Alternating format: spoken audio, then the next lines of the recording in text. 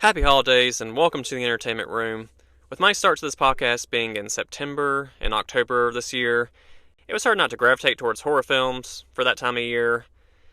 But I just don't want to be boxed in to only one genre of film, so I'm eager to mix it up a bit. Horror films will most certainly not be going away though, as it is my favorite genre still. Today's my first non-horror review, so today we have 1987's Planes, Trains, and Automobiles, starring Steve Martin and the late John Candy, about a man who is desperately trying to make his way home for Thanksgiving for his family, but anything and everything that can go wrong does go wrong, and along for the ride is a very complicated stranger he just can't seem to shake. When it comes to pop culture, especially comedies, I love the 1980s. So many classics hold dear to me. Even though I did not grow up during this period, there's still a lot of classic films that I just really enjoy here. Road trip comedies, especially buddy comedies, can especially be effective, and it's just a blast to experience, honestly. This time period was also just stellar, with subtle humor, witty dialogue, but also exaggerated and worst case scenario, situational humor. And Planes, Trains, and Automobiles just does this so well. Definitely a top 5 favorite Thanksgiving film for me. Great holiday film in general, so I'm excited to get my thoughts on it. So let's dive right in to this charismatic comfort film.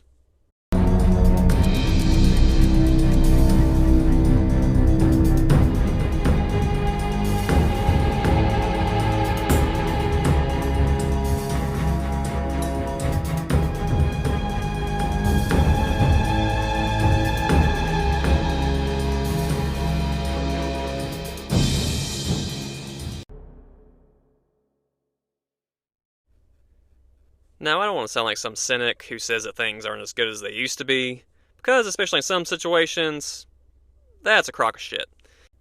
For me, though, while there are some fantastic comedies now, many just don't stand the test of time or really just stand out in general as much for me as one of the great classic comedies.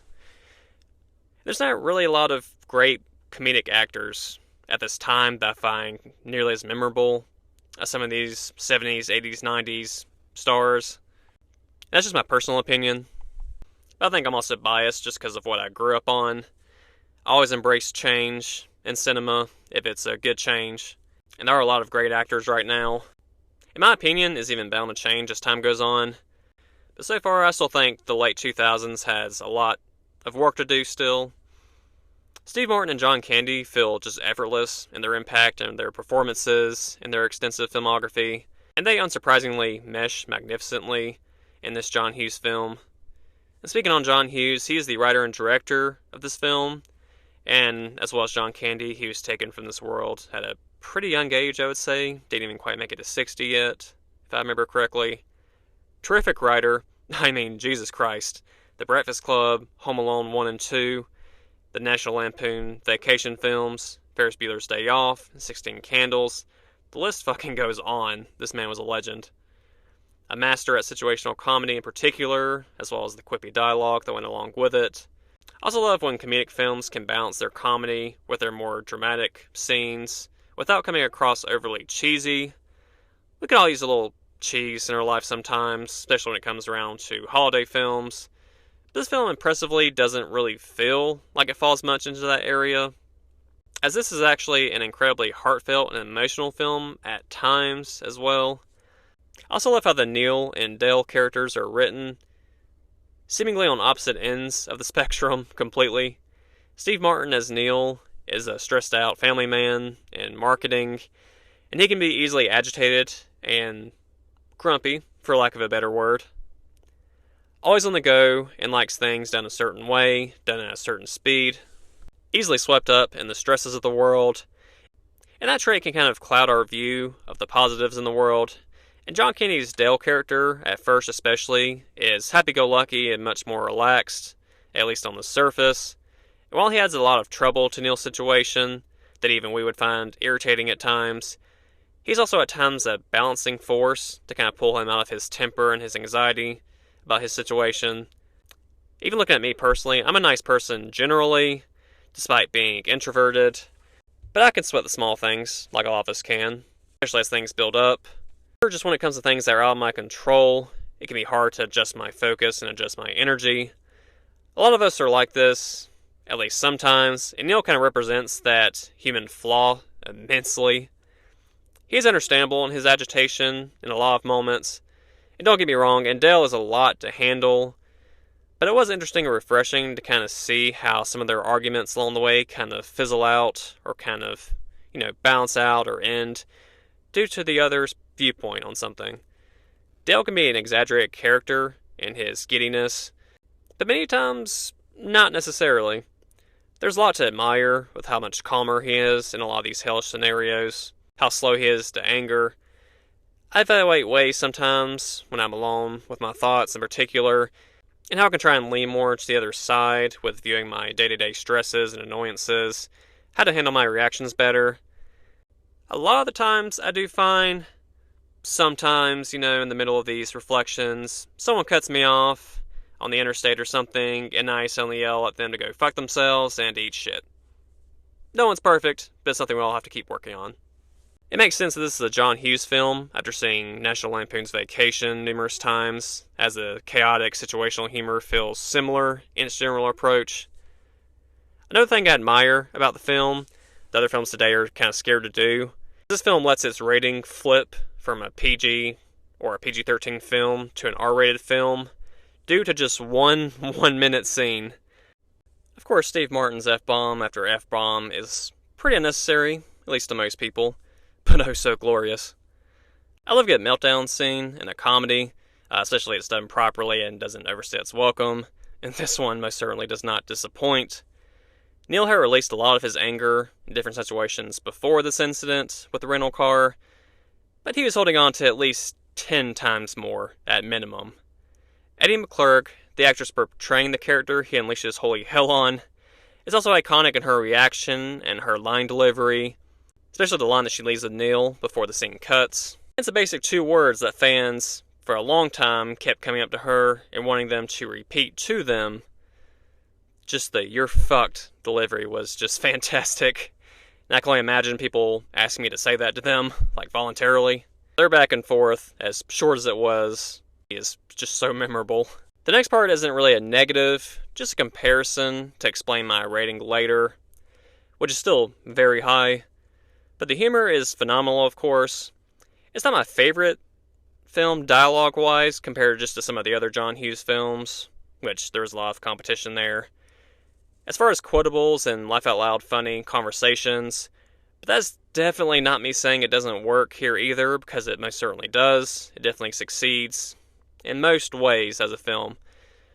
There's other films I would gravitate towards a little bit more in that aspect, but it's not really, I wouldn't say that's even a con in the slightest, just if I were to rank some of his other films, as it's still far from devoid of hilarious scenes. But I just want to bring that up briefly just to evaluate how I might rate some other comedies down the road.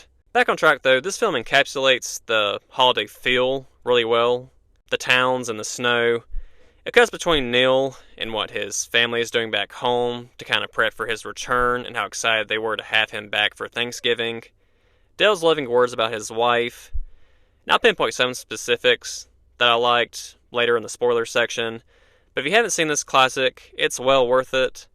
It's not the best John Hughes film in my opinion, if you're familiar with a lot of his films, which I'm sure most people are to some extent.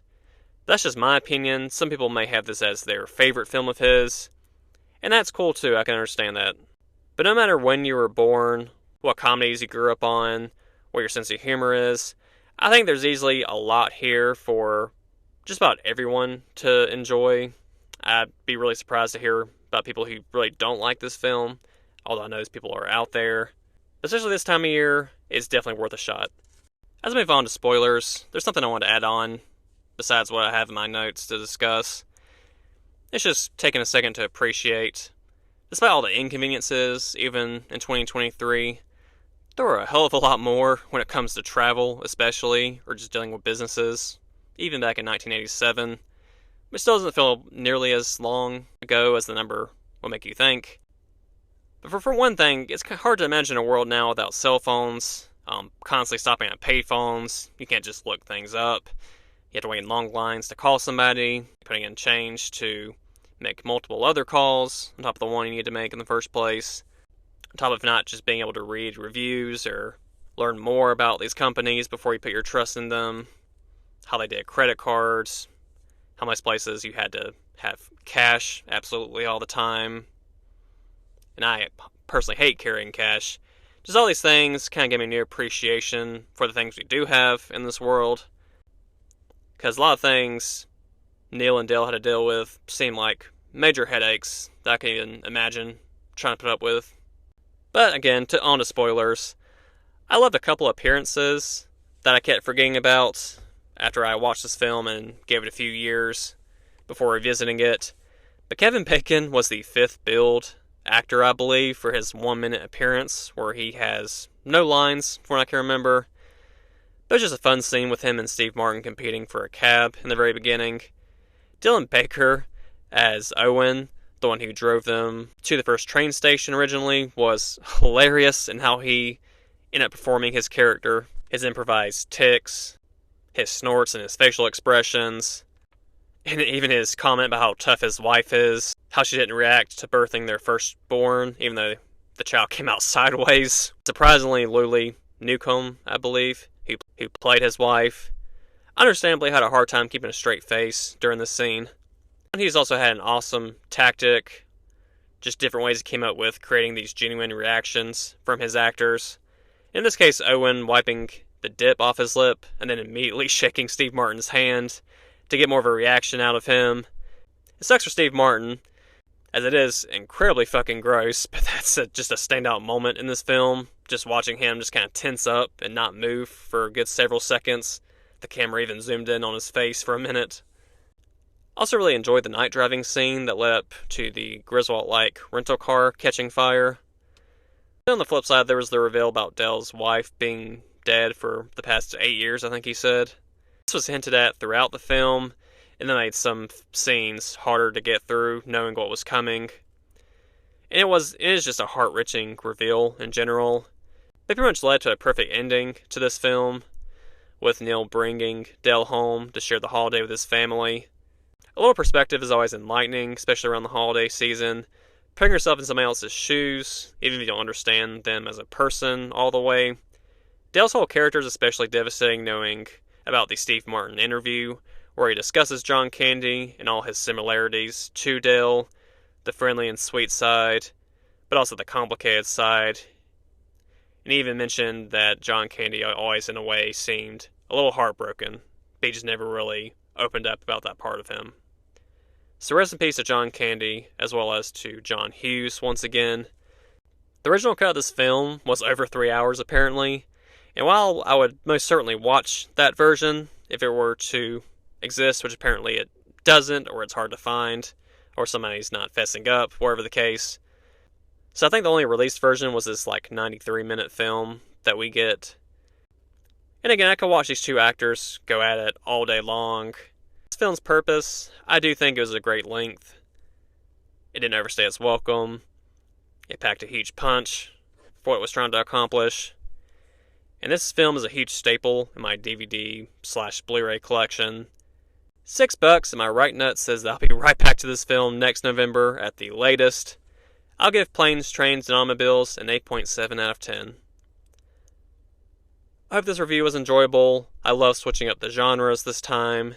Can't wait to tackle more holiday films this season. And remember, guys, like your work, love your wife, husband, spouse, family, whatever your personal case. Happy holidays again, and I'll see you next time on The Entertainment Room.